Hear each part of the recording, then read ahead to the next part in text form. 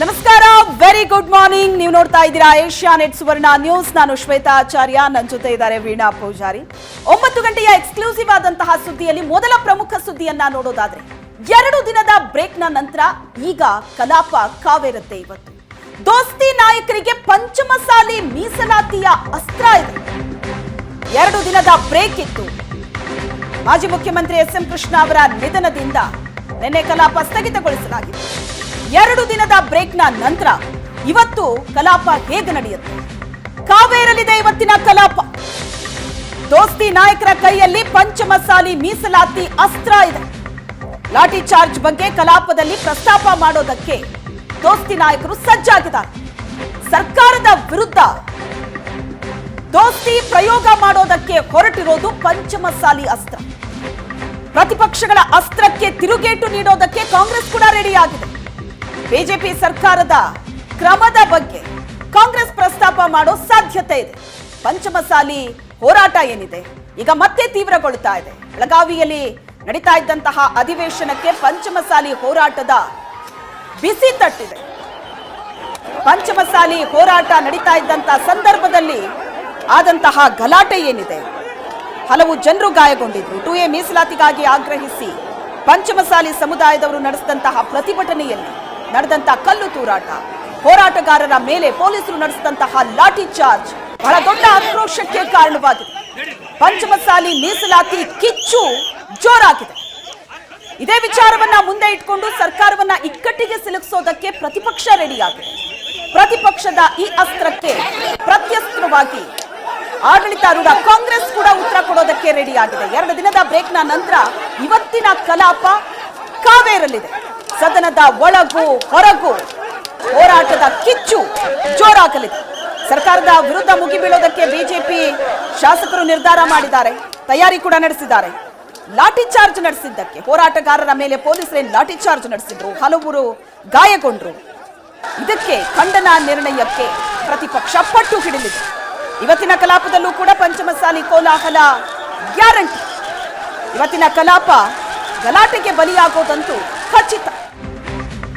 ಇನ್ನು ಮೊನ್ನೆ ಭುಗಿಲೆದ್ದಂತಹ ಪಂಚಮಸಾಲಿ ಮೀಸಲಾತಿಯ ಕಿಚ್ಚು, ಮೊನ್ನೆ ಬೆಳಗಾವಿಯ ಸುವರ್ಣಸೌಧ ಮುತ್ತಿಗೆಯ ಸಂದರ್ಭ ಪೊಲೀಸರು ಲಾಠಿ ಚಾರ್ಜ್ ಮಾಡ್ತಾರೆ.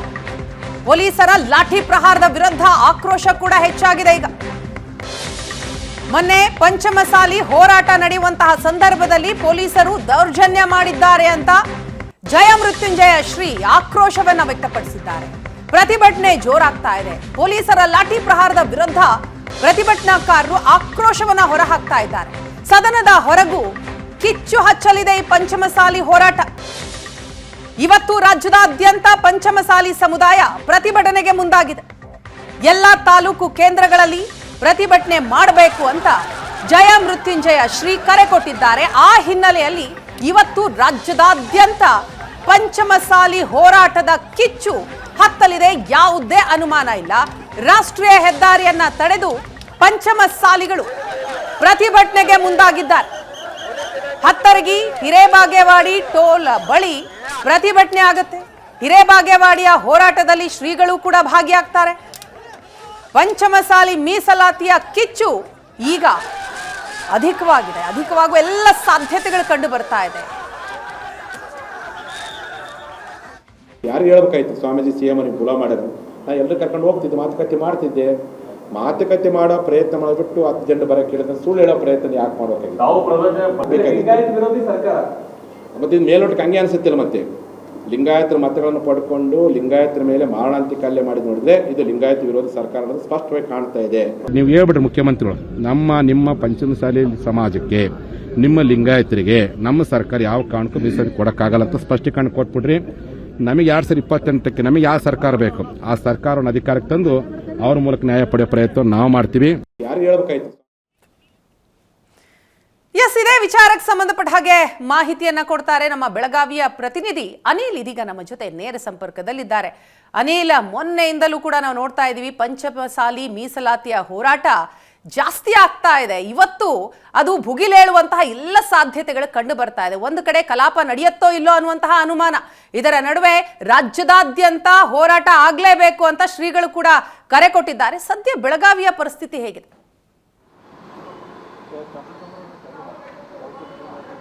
ಹೌದು ವಿನ 2A ಮೀಸಲಾತಿಗೆ ಆಗ್ರಹಿಸಿ 2 ದಿನಗಳ ಹಿಂದಷ್ಟೇ ಬೆಳಗಾವಿಯ ಸುವರ್ಣಸೌಧ ಎದುರಿಗಿರ್ತಕ್ಕಂಥ ಕುಂಡಸ್ಕೊಪ್ಪದಲ್ಲಿ ಪಂಚಮಸಾಲಿಗಳು ಬೃಹತ್ ಮೊತ್ತದ ಸಮಾವೇಶನ ಮಾಡಿದ್ರು. ಮುಖ್ಯಮಂತ್ರಿಗಳು ಅವತ್ತೇ 2A ಮೀಸಲಾತಿಯನ್ನು ಪ್ರಕಟಿಸಬೇಕು, ಅದ್ರ ಜೊತೆಗೆ ಗೆಜೆಟ್ ನೋಟಿಫಿಕೇಶನ್ ಹೊರಡಿಸಬೇಕು ಅನ್ನುವಂಥದ್ದು ಪಂಚಮಸಾಲಿಗಳ ಶ್ರೀಗಳ ಬೇಡಿಕೆ ಆಗಿತ್ತು. ಈ ಕಾರಣಕ್ಕೆ ಸುಮಾರು 15,000ಕ್ಕೂ ಅಧಿಕ ಜನರು ಕುಂಡಸ್ಕೊಪ್ಪದಲ್ಲಿ ಕೂಡ ಪ್ರತಿಭಟನಾ ಸಮಾವೇಶದಲ್ಲಿ ಪಾಲ್ಗೊಂಡಿದ್ರು.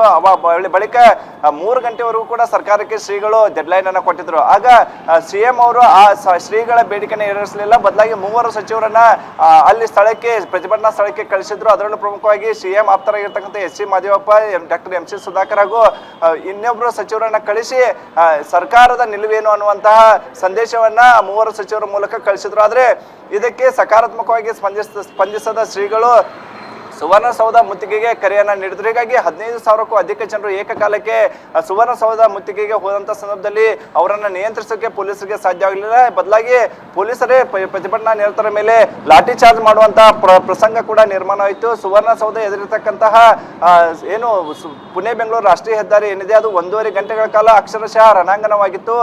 10ಕ್ಕೂ ಅಧಿಕ ಜನರು ಕೂಡ ಪಂಚಮಸಾಲಿ ಹೋರಾಟಗಾರರು ಗಾಯಗೊಂಡಿರುವಂತದ್ದು ಲಾಠಿ ಚಾರ್ಜ್ ಪರಿಣಾಮವಾಗಿ.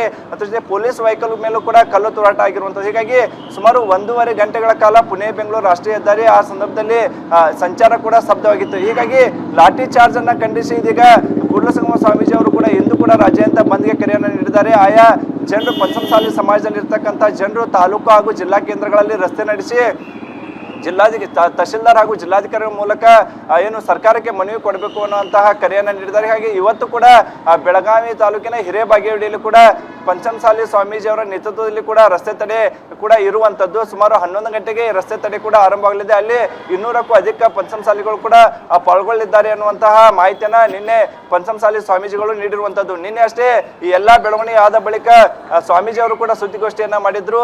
ಈ ಸರ್ಕಾರ ಲಿಂಗಾಯತ ವಿರೋಧಿ ಸರ್ಕಾರ ಇದೆ, ನಿಮಗೆ ಆಗದೆ ಇದ್ರೆ ಹೇಳಿ, ನಾವು ನಮಗೆ ಬೇಕಾದಂತ ಸರ್ಕಾರವನ್ನ ರಾಜ್ಯದಲ್ಲಿ ತಂದು ನಮ್ಮ ನ್ಯಾಯಯುತ ಬೇಡಿಕೆಯನ್ನು ಈಡೇರಿಸಿಕೊಳ್ತೀವಿ ಅನ್ನುವಂತಹ ಮಾಹಿತಿಯನ್ನು ನೀಡಿದರು. ಸ್ವತಃ CM ಸಿದ್ದರಾಮಯ್ಯ ಸೂಚನೆ ಮೇರೆಗೆ ಪಂಚಮಸಾಲಿಗಳ ಮೇಲೆ ಈ ಲಾಠಿ ಚಾರ್ಜ್ ಆಗಿದೆ ಅನ್ನುವಂತಹ ಗಂಭೀರ ಆರೋಪವನ್ನ ಮಾಡಿರುವಂತದ್ದು. ಇಷ್ಟು 5 ವರ್ಷಗಳ ಕಾಲ ನಿರಂತರವಾಗಿ ಹೋರಾಟ ಮಾಡ್ತಾ ಇದೀವಿ. ಕೂಡಲಸಂಗಮದಿಂದ ಬೆಂಗಳೂರಿಗೆ ಪಾದಯಾತ್ರೆ ಮಾಡಿದ್ವಿ, ಸೌದತ್ತಿಯಿಂದ ಬೆಳಗಾವಿ ಸುವರ್ಣಸೌಧವರೆಗೂ ಕೂಡ ಪಾದಯಾತ್ರೆ ಮಾಡಿದ್ವಿ. ಆದ್ರೆ ಈವರೆಗೂ ಆಗದ ಲಾಠಿ ಚಾರ್ಜ್ ಈ ಬಾರಿ ಯಾಕೆ ಆಯ್ತು? ನಮ್ಮ ಹೋರಾಟವನ್ನ ಸಹಿಸಿಕೊಳ್ಳದ ಈ ಸರ್ಕಾರ ನಮ್ಮ ಮೇಲೆ ಲಾಠಿ ಚಾರ್ಜ್ ಅನ್ನ ಮಾಡಿದೆ ಅನ್ನುವಂತಹ ಗಂಭೀರ ಆರೋಪವನ್ನ ಮಾಡಿರುವಂತದ್ದು. ಅದ್ರ ಜೊತೆಗೆ ಲಾಠಿ ಚಾರ್ಜ್ ಮಾಡಿರ್ತಕ್ಕಂಥ ಅಧಿಕಾರಿಗಳನ್ನ ಅಮಾನತನ್ನ ಮಾಡಬೇಕು. ಅದ್ರ ಜೊತೆಗೆ ಪಂಚಮಸಾಲಿಗಳನ್ನ ಕ್ಷಮೆಯನ್ನ ಕೇಳಬೇಕು, ಮುಖ್ಯಮಂತ್ರಿ ಹಾಗೂ ಈ ಸರ್ಕಾರ ಕ್ಷಮೆಯನ್ನ ಕೇಳಬೇಕು ಅನ್ನೋಂತ ಒತ್ತಾಯವನ್ನ ಮಾಡಿದ್ದಾರೆ. ಇವತ್ತು ಎಲ್ಲ ಲಿಂಗಾಯತ ಶಾಸಕರು ಕೂಡ ಖಂಡನಾ ನಿರ್ಣಯವನ್ನ ಸುವರ್ಣಸೌಧದಲ್ಲಿ ನಡೀತಕ್ಕಂಥ ಅಧಿವೇಶನದಲ್ಲಿ ಮಂಡಿಸಬೇಕು ಅನ್ನುವಂತ ಒತ್ತಾಯವನ್ನ ಕೂಡ ಸ್ವಾಮೀಜಿಗಳು ಮಾಡಿರುವಂತದ್ದು. ಯಾಕಂದ್ರೆ ವಿಜಯಾನಂದ ಕಾಶ್ಯಪ್ನವರು ಕೂಡ ಕಳೆದ ಹಲವು ವರ್ಷಗಳಿಂದ ಈ ಹೋರಾಟದ ಮುಂಚಿನ ನಾಯಕರಾಗಿ ಪಾಲ್ಗೊಂಡಿದ್ದರು. ಆದ್ರೆ ಈ ನಿನ್ನೆ ನಡೆದಂತ ಹೋರಾಟದಲ್ಲಿ ಅವರು ಗೈರಾಗಿದ್ರು. ಈ ಕಾರಣಕ್ಕೆ ಯಾರು ಕೂಡ ಹೋರಾಟದಲ್ಲಿ ಇದ್ದವರು ಆಯ್ತು ಇಲ್ದವರು ಆಯ್ತು ಕೂಡ ಖಂಡನಾ ನಿರ್ಣಯದಲ್ಲಿ ಪಾಲ್ಗೊಳ್ಳಬೇಕು, ಈ ಸಮಾಜದ ಋಣವನ್ನ ತೀರಿಸುವ ಕೆಲಸವನ್ನ ಎಲ್ಲರೂ ಮಾಡಬೇಕು ಅನ್ನುವಂತಹ ಬೇಡಿಕೆಯನ್ನು ಇಟ್ಟಿರುವಂತದ್ದು. ಇವತ್ತು ಕೂಡ ಹಿರೇಬಾಗೇವಾಡಿಯಲ್ಲಿ ನಗರ ಪೊಲೀಸ್ ಆಯುಕ್ತ ಎಡಾ ಮಾರ್ಟಿನ್ ನೇತೃತ್ವದಲ್ಲಿ ಕೂಡ ಸಾಕಷ್ಟು ಪೊಲೀಸ್ ಭದ್ರತೆಯನ್ನು ಕೂಡ ನಿಯೋಜನೆ ಮಾಡಲಾಗಿದೆ. ವಿನಾ ಓಕೆ ಅನಿಲಿ, 2A ಹೋರಾಟ ಏನಿದೆ, ಪಂಚಮಸಾಲಿ ಹೋರಾಟ, ಇದು ಇಷ್ಟು ವರ್ಷದಿಂದ ನಡೀತಾ ಇದೆ. ಈ ಹಿಂದಿನ ಸರ್ಕಾರ ಇದ್ದಾಗಲೂ ಕೂಡ ನಮ್ಮ ಬೇಡಿಕೆಯನ್ನ ಈಡೇರಿಸಿಲ್ಲ. ಈಗ ಕಾಂಗ್ರೆಸ್ ಗವರ್ಮೆಂಟ್ ಇದೆ, ನಮ್ಮ ಬೇಡಿಕೆಯನ್ನ ಈಡೇರಿಸ್ತೀವಿ ಅನ್ನೋ ಭರವಸೆ ಕೊಟ್ಟಿದ್ರು. ಆದರೆ ಅಧಿಕಾರಕ್ಕೆ ಬಂದು ಇಷ್ಟು ದಿನ ಆದರೂ ಸಹ ನಮ್ಮ ಬೇಡಿಕೆ ಈಡೇರಿಸೋ ಬಗ್ಗೆ ಈ ಕಾಂಗ್ರೆಸ್ ಗವರ್ಮೆಂಟ್ ಗಮನ ಕೊಡ್ತಾ ಇಲ್ಲ ಅಂತ ಸ್ವಾಮೀಜಿ ಒಂದು ಕಡೆ ಆರೋಪ ಮಾಡ್ತಾ ಇದ್ದಾರೆ. ಈಗ ನೋಡಿದ್ರೆ ಈ ಹೋರಾಟದ ಕಿಚ್ಚು ಇಷ್ಟರ ಮಟ್ಟಿಗೆ ಬೆಳೆದಿದೆ. ಇದು ಸರ್ಕಾರವನ್ನ ಯಾವ ರೀತಿ ಇಕ್ಕಟ್ಟಿಗೆ ಸಿಕ್ಕಾಕ್ಸತ್ತೆ? ಯಾಕಂದ್ರೆ ಹೋರಾಟಗಾರರ ಮೇಲೆ ನಡೆದಂತಹ ಲಾಠಿ ಚಾರ್ಜ್ ಇದೆಯಲ್ಲ, ಇದು ಪ್ರತಿಪಕ್ಷದ ಕೈಗೆ ಸಿಕ್ಕಂತಹ ಅಸ್ತ್ರ. ಇವತ್ತಿನ ಸದನದಲ್ಲಿ ಇದು ಬಹಳ ದೊಡ್ಡ ಅಸ್ತ್ರವಾಗುತ್ತಲ್ವಾ?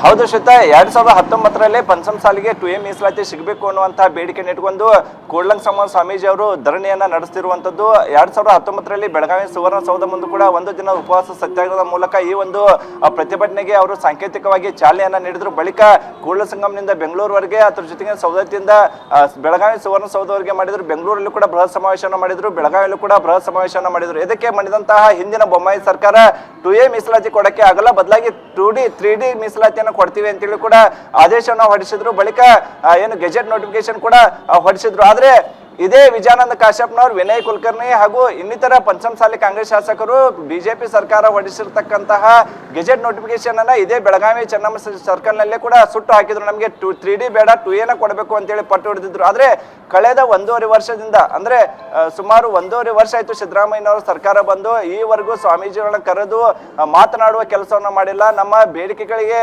ಈಡೇರಿಸುವ ಕೆಲಸವನ್ನು ಮಾಡಿಲ್ಲ ಅನ್ನುವಂತಹ ಗಂಭೀರ ಆರೋಪವನ್ನು ಕೂಡ ಇದೀಗ ಸ್ವಾಮೀಜಿಗಳು ಮಾಡ್ತಿರುವಂತದ್ದು. ಹೀಗಾಗಿ ಈಗಷ್ಟೇ ನಿನ್ನೆ ಏನು 2 ದಿನಗಳ ಹಿಂದಷ್ಟೇ ಹೋರಾಟಗಾರ ಮೇಲೆ ಲಾಠಿ ಚಾರ್ಜ್ ಆಯಿತು. ಲಾಠಿ ಚಾರ್ಜ್ ಆದಂತ ಹಿನ್ನೆಲೆಯಲ್ಲಿ ಸಾಕಷ್ಟು ಜನ ಗಾಯಗೊಂಡಿದ್ದಾರೆ. ಈ ಒಂದು ಗಾಯಾಳುಗಳ ಆರೋಗ್ಯ ವಿಚಾರಣೆ ಮಾಡೋಕ್ಕೂ ಕೂಡ ಇವತ್ತು ಬಿಜೆಪಿ ನಿಯೋಗ ಬೆಳಗಾವಿ ಬಿಮ್ಸ್ಗೆ ಕೂಡ ಭೇಟಿ ನೀಡಲಿದೆ. ಅದರಲ್ಲೂ ಪ್ರಮುಖವಾಗಿ ಬಿಜೆಪಿ ರಾಜ್ಯಾಧ್ಯಕ್ಷ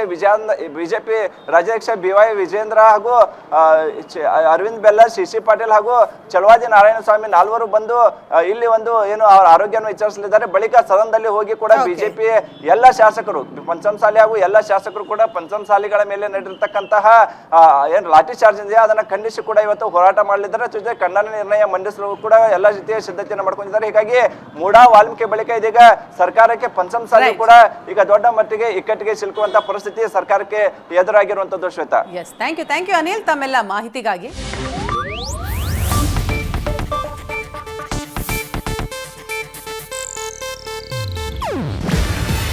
ಇದು ಏಷ್ಯಾನೆಟ್ ನ್ಯೂಸ್ ನೆಟ್ವರ್ಕ್ ಪ್ರಸ್ತುತಿ.